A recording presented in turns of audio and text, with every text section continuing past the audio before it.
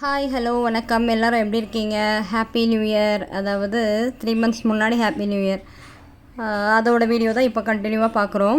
நேற்று வீடியோ பார்த்தவங்களுக்கு தெரியும். நேற்று இந்த பட்டாசு வெடிக்கிறதுல தான் ஸ்டார்ட் பண்ணியிருந்தோம். எண்ட் பண்ணியிருந்தோம். இப்போ அதிலேருந்து அகெயின் ஸ்டார்ட் பண்ணுறோம். தீபாவளிக்கு வாங்கின பட்டாசு எல்லாமே அப்படியே வச்சுருப்போம். பாதியாக வெடிச்சிட்டு மீதியை வந்து நம்ம கிறிஸ்மஸ்க்காக நியூ இயர்க்காகன்னு சொல்லி எல்லா வருஷமும் வைப்போம். அது மாதிரி இந்த வாட்டி எடுத்து வச்சதை மறுபடியும் எடுத்து வெடிக்க ஸ்டார்ட் பண்ணிட்டோம். இந்த சாரீ நீங்கள் பார்த்துருப்பீங்க. கிறிஸ்மஸ் ஷாப்பிங்கில் நான் காட்டியிருந்தேன். சேம் சாரீ 2 வாங்கியிருந்தோம். 2 பேருக்குமே எப்படி இருக்குன்னு கமெண்டில் சொல்லுங்கள். என்னோடய சின்ன வயசில் நானும் என் தங்கச்சியும் ட்வின்னிங் பண்ணுவோம். இப்போது ஆஃப்டர் மேரேஜ் வந்து இங்கே வந்துட்டு நாங்கள் 2 பேரும் ட்வின்னிங் பண்ணிகிட்ருக்கோம். மோஸ்ட்டாக பார்த்திங்கன்னா நானும் என் ஹஸ்பண்ட் தான் எப்போவுமே மேட்சிங்கில் தான் இருப்போம். அதுக்கும் பின்னாடி நிறைய ஃப்ளாஷ்பேக் அது மாதிரி ஸ்டோரிலாம் இருக்குது. அது பின்னாடி ஒரு நாள் சொல்கிறேன். எப்போ ஸ்டாப் ஆகும்?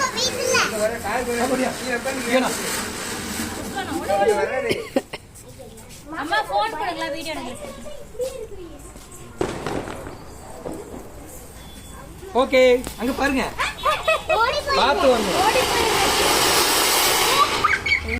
தீபாவளின்னு சொல்லும்போது எல்லா பக்கமும் பட்டாசு வெடிப்பாங்க. எல்லா பக்கமும் பட்டாசோட சவுண்டு, அந்த ஸ்மோக் இது எல்லாமே இருக்கும்.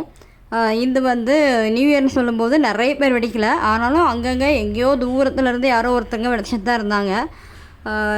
எங்கள் ஸ்ட்ரீட்டில் வந்து நாங்கள் மட்டும்தான் வெடிக்கிற மாதிரி இருந்தது. பட்டாசு வெடிக்கிறதுக்கு அப்பா இவ்வளோ மேக்கப்பில் நிற்கிறீங்க அப்படின்னு இருக்கும் பார்க்குறவங்களுக்கு. நாங்கள் வந்து பட்டாசு வெடிச்சிட்டு வெளியே போகலாம் அப்படின்னு தான் பிளான் பண்ணியிருந்தோம். அதுக்காக தான் எப்போவுமே லேடிஸ் தான் லேட் பண்ணுவீங்க அப்படின்னு சொல்லுவாங்கன்னு நாங்கள் 2 பேரும் முன்னாடியே ரெடி ஆகிட்டோம். ஜென்ட்ஸ் வந்து ஒரு செகண்ட் போதும்ல அவங்களுக்கு கிளம்புறதுக்கு. அதனால் நாங்கள் பசங்களையும் நாங்களும் மட்டும் ரெடி ஆகிட்டு இருந்தோம். எல்லாரும் வெடிக்கிறீங்க, என்கிட்டையும் கொடுங்கப்பா, நானும் ஒரு பட்டாசு வெடிச்சிடுறேன் அப்படின்னு சொல்லிட்டு நாங்கள் வெடிக்க வந்தாச்சு. இப்போது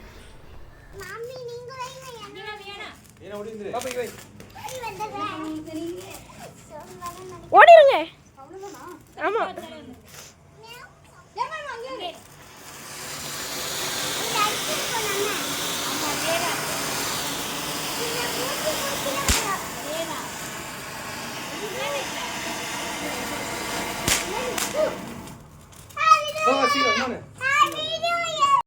இந்த சாரீ இப்போது ட்ரெண்டிங்கில் இருக்குது. எல்லாருக்குமே தெரியும் யார் வேர் பண்ணியிருக்கா அப்படின்னு. இந்த சாரீ நாங்கள் ஒரு 2-3 monthsக்கு முன்னாடியே வேர் பண்ணியாச்சு.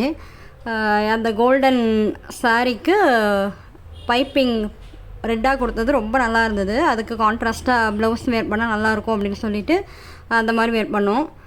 நல்லா இருந்தது. பட்டாசு வெடிக்கிறத இவ்வளோ நேரமாக காட்டணுமா அப்படின்னு தோணும் மற்றவங்களுக்கு. ஆனால் எனக்கு வந்து இதை எடிட் பண்ணும்போது எதையுமே கட் பண்ண தோணவே இல்லை. இது எல்லாமே நம்மளோட மெமரிஸ். இதெல்லாம் பின்னாடி பார்க்கும்போது நமக்கு இதெல்லாம் ரொம்ப ஹாப்பியாக இருக்கும். ஒரு சின்ன மூமெண்ட்டுமே நமக்கு ஹாப்பி மூமெண்ட்டாக இருக்கும். அப்படிங்கிறதுக்காக எதையுமே நான் எடிட் பண்ணலை, அப்படியே ஆட் பண்ணியிருக்கேன். தம்பிங்க பாருங்க. பாப்பா பாப்பா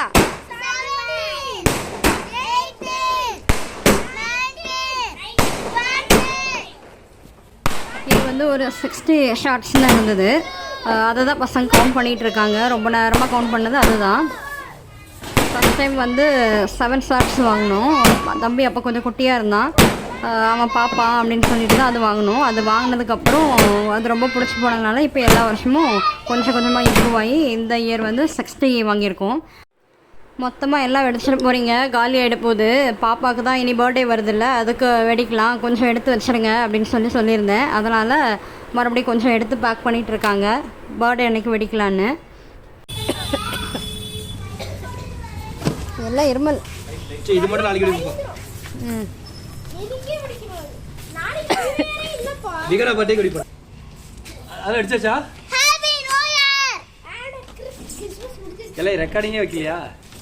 ஹேப்பி நியூ இயர் நான் கைய வச்சிட்டா சொன்னோம். அந்த பட்டாசு என்னமா? அந்த பட்டாசு கையில வச்சிட்டா சொன்னோம். சொன்னீங்களா? Happy new year. ஆடிங்களா? ஓகே. இதெல்லாம் நல்லா வடக்கா தெரியும். ஆடியா? நெக்ஸ்ட் ஹேப்பி பர்த்டேன்னு சொல்லி வெடிக்கலாம். பாப்பா நீங்க ஏதாவது சொல்றீங்களா? நீங்க ஏதாவது சொல்றீங்களா? ஆமா, ஹேப்பி நியூ இயர் சொன்னேன். இங்க திருப்பி சொல்லுங்க. விகனா பர்த்டேக்கு அப்புறம் அண்ணா பர்த்டே. Happy new year. பட்டாசு கையில வச்சிட்டே சொன்னோம். அக்கா பர்த்டேவா? ஆமா, விகனாக்கு அப்புறம் அக்கா பர்த்டே, மாமி பர்த்டே. எனக்கு பார்த்தா லாஸ்ட். மாமாக்கு தான் லாஸ்ட். அம்மாக்கு தான் லாஸ்ட். அண்ணாக்கு தான் லாஸ்ட். அண்ணாக்கு தான் லாஸ்ட். இல்ல அத்தைக்கு தான் லாஸ்ட். ஆமா. அடுத்த நாளே பாப்பாவுக்கு பர்த்டே, அதை தான் எல்லோரும் சொல்லிகிட்டு இருக்காங்க. இனி அதை அடுத்த நாள் வெடிக்கலாம் அப்படின்னு சொல்லி அதை தான் சொல்லிகிட்டு இருக்கோங்க. அந்த கேப்பில் இவங்களுக்கு இன்னைக்கு பர்த்டே அப்படின்னு சொல்லி அதை வேறு ரிமைண்ட் பண்ணிகிட்ருக்காங்க எல்லோரும். முடிச்சுட்டு நைட்டு வந்து டின்னர் வந்து வெளியே போகலாம் அப்படின்னு சொல்லிட்டு ஹஸ்பண்ட் வந்து ஆஃபீஸ்லேருந்து அவங்களோட ஸ்டாஃப்ஸ் எல்லோரும் போயிருந்தோம், நல்லா இருந்தது அப்படின்னு சொல்லி ஒரு ரெஸ்டாரண்ட் ஒன்று சஜஸ்ட் பண்ணாங்க. சரி பார்க்கலாம், நம்ம இது வரைக்கும் அங்கே போனதில்லை, சரி எல்லாருமா சேர்ந்து பசங்களும் என்ஜாய் பண்ணுவாங்க அப்படின்னு சொல்லிட்டு போகலான்னு போனோம். ஏஞ்சலுக்கு வந்து எப்போவுமே சாரீ வந்து கம்ஃபர்டபுளாக இருக்காது. ஆனால் நான் இங்கே வரும்போதெல்லாம் ஒரு சாரீ எடுத்து வச்சுட்டு அவளை டார்ச்சர் பண்ணிகிட்ருப்பேன், கண்டிப்பாக இதை நீ வேர் பண்ணியே ஆகணும் அப்படின்னு. சாரீ வாங்கிட்டோம், அதுக்கு மேட்சிங்காக ஷர்ட் வாங்கலையே அப்படின்னு தான் நேற்று செகண்டு மறுபடியும் போன பர்ச்சேஸில் அது தான் பண்ணியிருந்தோம். 2 பேருக்கும் எப்படி இருக்குது அப்படின்னு சொல்லுங்கள். இப்போ நம்ம வந்திருக்கிறது வந்து ஓஎம்ஆரில் இருக்கக்கூடிய பிண்டு. இது வந்து ட்ரெயின் தீமில் இருக்கும் அப்படின்னு சொல்லி சொன்னாங்க. ட்ரெயின் எப்படி ஒரு கோச் ஒரு கம்பார்ட்மெண்ட் எப்படி இருக்குமோ அந்த மாதிரி இருக்கும் அப்படின்னு சொல்லி ஒரு 2 ஃப்ளோர் ஏறுற மாதிரி இருந்தது மாடியில்.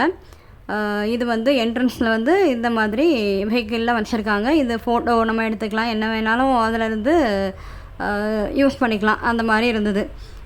அப்புறம் மேலே வந்து போகிறது கொஞ்சம் ரொம்பவே குட்டியாக இருந்தது, ஸ்டெப்ஸ் ஏறுற இடம். உள்ளே போய் பார்த்ததுக்கப்புறம் எல்லாமே நல்லா இருந்தது. நம்ம பசங்க சும்மாவே பைக் வேணும் கார் வேணும்னு சொல்லிகிட்டு இருப்பாங்க. இதை பார்த்ததுக்கப்புறம் இதில் இருந்து மேலே வரவே இல்லை. ஆல்ரெடி நாங்கள் லேட்டாக தான் வந்தோம், பட்டாசெல்லாம் வெடிச்சிட்டு வரதுக்கு லேட் ஆயிடுச்சு. ஆனாலும் இதிலேருந்து மேலே பசங்களை கூட்டிகிட்டு போகிறதுக்கே ரொம்ப நேரம் ஆச்சு. அப்புறம் அங்கே போய்ட்டும் வெயிட் பண்ணி தான் உள்ளே போகிற மாதிரி இருந்தது. நிறைய பேர் வெயிட்டிங்லேயும் இருந்தாங்க, உள்ளேயும் ஃபுல்லாக க்ரௌடாக தான் இருந்தது. இந்த ஸ்டெப்ஸ் மட்டும் ரொம்ப கொஞ்சம் குட்டியாக இருக்க மாதிரி இருந்தது. போகிற இடம்தான் கொஞ்சம் சரியில்லாத மாதிரி இருக்குது. ஆனால் உள்ளே போனதுக்கப்புறம் நல்லாவே இருந்தது. பிள்ளைங்களுக்கும் ரொம்ப பிடிச்சது, நமக்குமே ரொம்ப பிடிச்சது.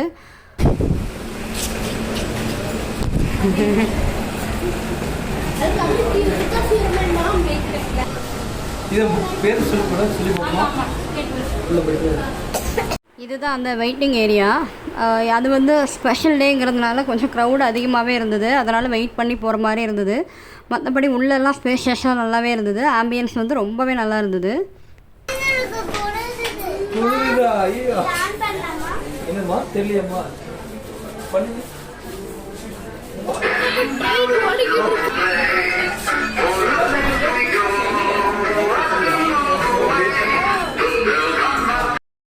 பசங்களை அட்ராக்ட் பண்ணுற மாதிரி கிறிஸ்மஸ் சாண்டா கிளாஸு அது மாதிரி வச்சுருந்தாங்க ஃப்ரண்ட்டில். அதில் வந்து ஒரு ஸ்விட்ச் இருந்தது, அதை ப்ரெஸ் பண்ணும்போது பேக்ரவுண்டில் வந்து ஜிங்கிள் பெல் சாங் கேட்டுட்டு இருந்தது.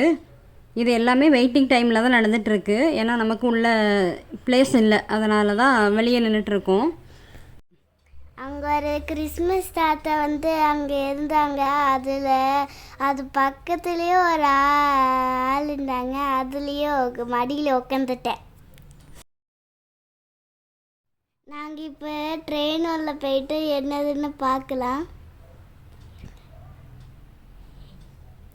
ஒரு வழியாக நமக்கு பிளேஸ் கிடச்சிருச்சு. இப்போ தான் நம்மளை உள்ளே கூப்பிட்டாங்க, இப்போ உள்ளே போகிறோம். இது வந்து ஒரு கம்பார்ட்மெண்ட் மாதிரி இருக்கா, இதுதான் இதோட ஸ்பெஷல். இதில் சாப்பிடும்போது என்னவாக இருக்கும்னா, நம்ம ஒரு ட்ரெயினில் உட்காந்து சாப்பிட்ற மாதிரி, எல்லா பேசஞ்சரோடையும் உட்காந்து சாப்பிட்ற மாதிரி ஒரு ஃபீலாக இருக்கும். அதுதான் இங்கே. அதுலேயும் சாப்பாடு ரொம்ப நல்லா இருந்தது.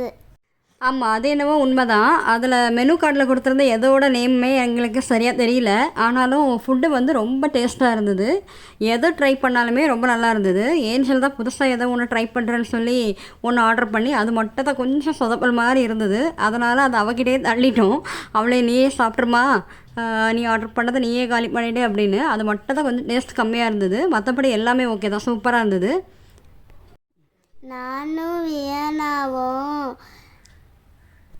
தனியாக மம்மிக்கிட்ட தனியாக உட்காந்து நாங்கள் ஃபிஷ் ஃபிங்கர் ஆர்டர் பண்ணி சாப்பிட்ட சாஸில் தொட்டு ரொம்ப நல்லா இருந்தது. நான் தான் வாய்ஸ் ஓவர் கொடுக்கணுன்னு இப்போ பண்ணிகிட்டு இருக்கேன். கேப்பில் வந்து பாப்பா நானும் வரேன், நானும் பேசுகிறேன் அப்படின்னு சொல்லிட்டு பேச வந்தா. அதுதான் இது. என்னென்னா, நாங்கள் 2 பேரும் தனியாக உட்காந்துக்கிறோம் அப்படின்னு சொல்லிட்டு எங்களுக்கு வந்து பேரலாக உட்காந்துருந்தாங்க. அவங்க என்ன ஆர்டர் பண்ணாங்க, ஃபிஷ் ஃபிங்கர் ஃபஸ்ட்டு. அதுதான் நல்லா இருந்தது அப்படின்னு சொல்லிட்டு இருக்கா. சாஸோடு சாப்பிட்டாலாம். டின்னருக்கு எங்கேயாவது புதுசாக ஒரு இடம் ட்ரை பண்ணலாம் அப்படின்னா இங்கே நீங்கள் வரலாம். இந்த ரெஸ்டாரண்ட் வந்து டேஸ்ட்டும் நல்லா இருக்குது, ஆம்பியன்ஸும் நல்லாவே இருக்குது. ரொம்ப பீஸ்ஃபுல்லாக நல்லா இருந்தது. டேஸ்ட்டு சூப்பராக இருந்தது. மட்டனுக்கு வாங்க, சிக்கன் கொடுங்க.